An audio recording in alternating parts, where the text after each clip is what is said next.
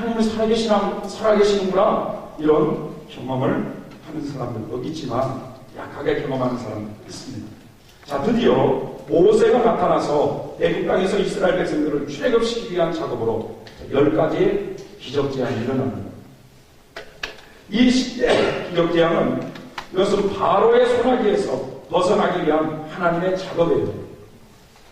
근데 여러 가지 세상적이고 마귀적인 것에 묶여있던 것들을 버리고 끊도록 하기 위한 작업인 것입니다.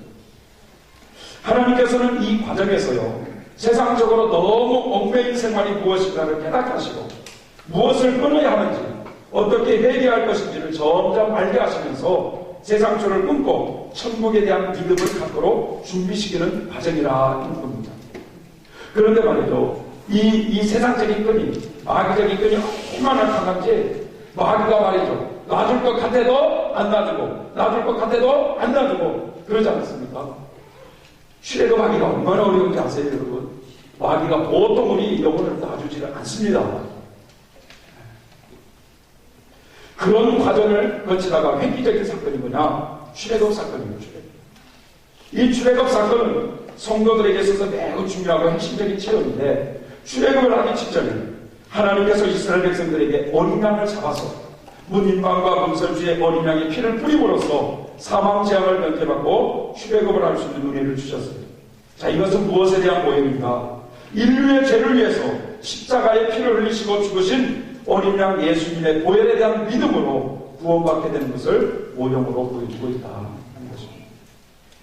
따라서 이 출애굽 사건은 인생의 획을 긋는 겁니다. 지옥 백성에서 천국 백성으로 바뀌는 순간이요, 하나님의 생명책에 이름이 기록되는 순간이에요. 사람들이 말이죠, 출애굽을 하게 될 때 성격과 기질에 따라서 다 다양하게 나타나는데, 대체적으로 말이죠, 인생을 거칠게 살다가 40대라든지 50대 이런 인생의 후반기에 예수님을 만나는 사람들은 출애굽을 할 때 옆에서요, 뒤집어지는 역사가 일어납니다. 뒤집어지는 역사. 어렸을 때 예수님을 만나는 사람들은 유선하게 가는데, 이렇게 인생을 거칠게 살다가 어떤 꽝패 같은 사람들은요, 출애굽을 할 때 보면은 3일 동안 떼굴떼굴 굴면서 회개했다는 말씀이 있어요. 3일. 어떤 사람은 출애굽을 할 때만 좀 눈물을 흘리는데, 코가 말이죠, 여기서 여기까지 합니다. 다 큰 사람. 여기까지 나와서 하면 이게 쏙 올라가고, 하면서 말이죠, 쭉 하면서 눈물을 그렇게 흘리면서 그렇게 기도를 하는데, 이제는 부모가 죽어도 나는 그렇게는 안 울어서 그러지. 이런 사람들이 있어요. 여자들이 애를 낳을 때 제왕절개 수술하는 거랑 똑같아요. 아예 배를 찢어가지고 끄집어댄 거하고 같은 거예요.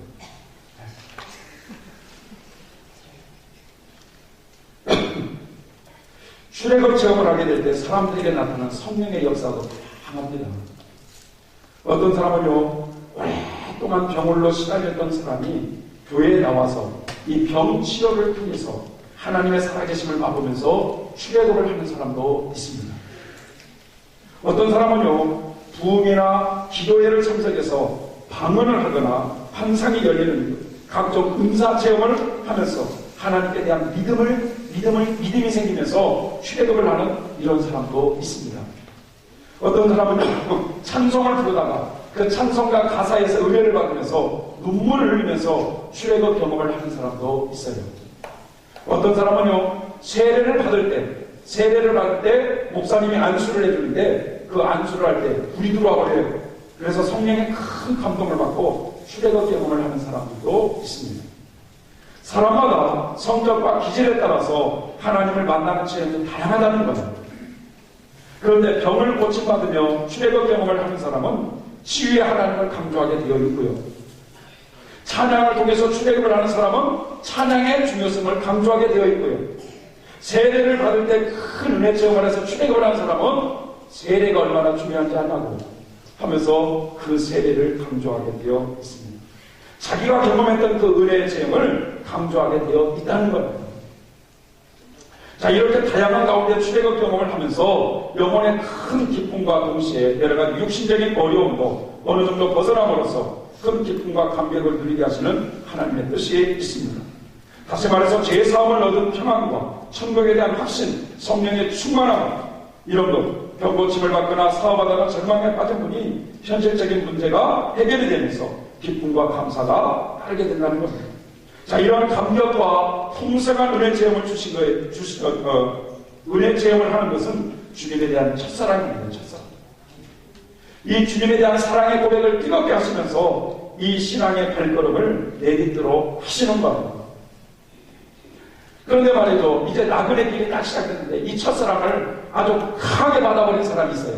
그렇잖아요? 첫사랑을 너무 뜨겁게 받은 사람이 있는데 그 첫사랑이 말이죠, 20년이 지나도 30년이 지난 지금도 식어지지 않고 아주 용사와 같이 달려가는 사람들도 있습니다. 첫사랑이 식어지지 않는 사람입니다.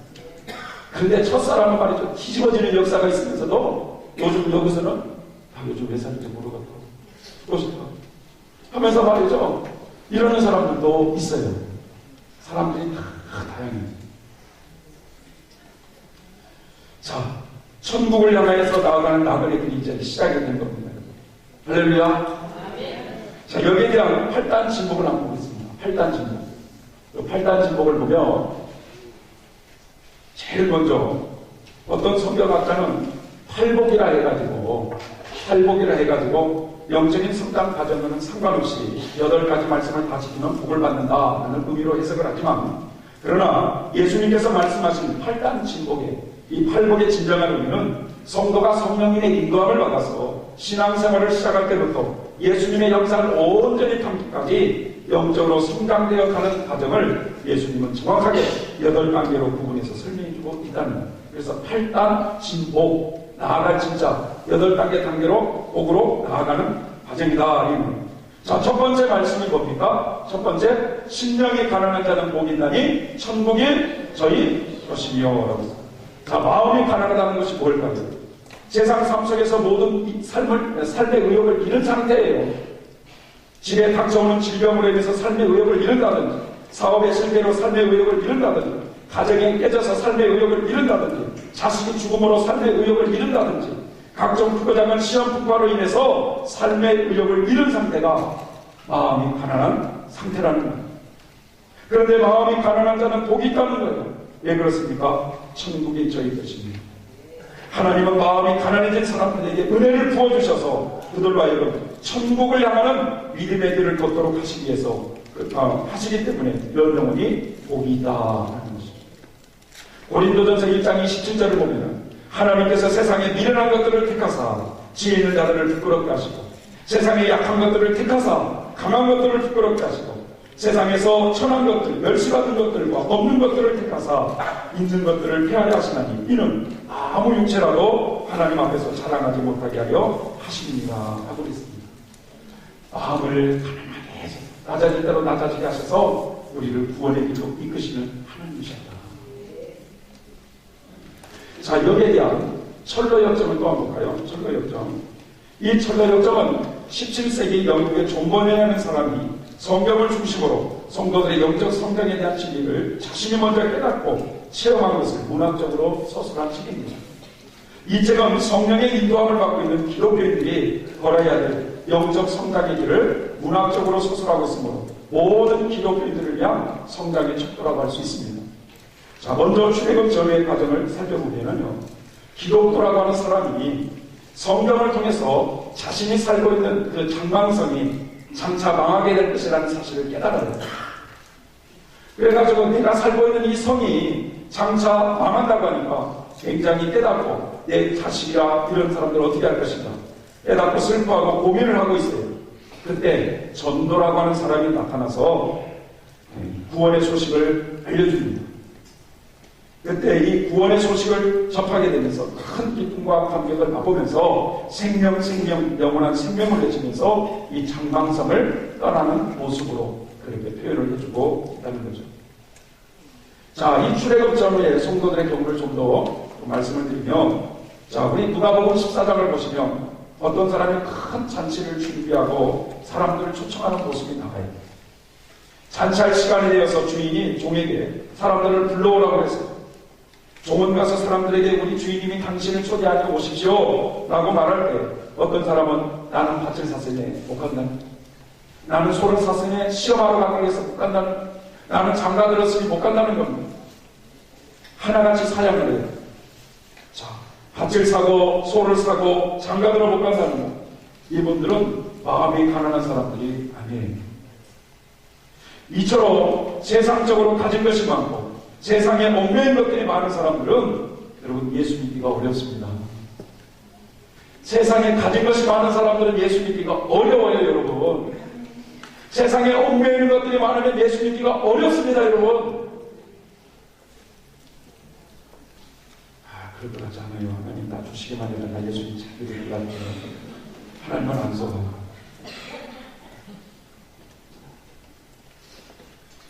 세상에 가진 것이 많고 밭이 있고 소를 사고 장가 들었다는 사람들은 그 잔치집에 관심이 없어요. 그러자 주인이 노예가지고 말이죠. 빨리 길거리 가가지고 병신들, 가난한 자들, 이런 사람들 빨리 불러오려고 해가지고 내 집을 채우라고 하잖아요. 세상적으로 가진 것이 없는 사람들이 구원을 받게 되어 있어요. 그러다 어느 날 바로에 이제 세상적인 이렇게 살다가 말이죠. 어느 날 바로에 탄압을 막 심하게 받을 때가 있죠. 잘 되던 사업이 부도가나 하루아침에 망하게 된다든지, 건강하면 자신 있던 사람이 말이죠. 병원에 가보니까 암이 생겼다고 한다든지, 가정이 깨져서 이혼을 하게 된다든지, 교통사고로 자식이 죽는다든지, 이런 각종 어려움을 당할 때 사람들은 뭐라고 말해요? 왜 나에게 이런 일이? 어찌 나에게 이런 일이 있냐? 물어보기도 하고 그 환경을 벗어나려고 몸부림쳐보기도 합니다. 날마다 술로 살아가면서 말이죠. 잠을 자면 악몽에 시달리는 거예요. 그러다가 세상을 살아서 뭐하냐. 과거에는 세상이 그렇게 좋은 것들이 이제는 다 허무해지는 겁니다. 세상이 이렇게 허망하고 세상에 대한 회의를 느끼게 되는 겁니다. 그런 가운데 수고하고 무거운 짐을 진다더라 다 내게로 오라 라는 이 말씀처럼 교회의 발걸음을 내디디면서 목사님의 말씀을 점점 들으면서 깨닫게 되고 어느 날 강한 성령의 은혜 체험을 하게 되면서 출애굽 경험을 하게 되는 것입니다. 이것이 하나님께서 인간을 부르시는 원리라는 거예요. 원리. 믿습니까 여러분? 믿습니까? 우리 찬송관장하고 두 번째 단계를 살펴보도록 하겠습니다. 57장 이건 이제 이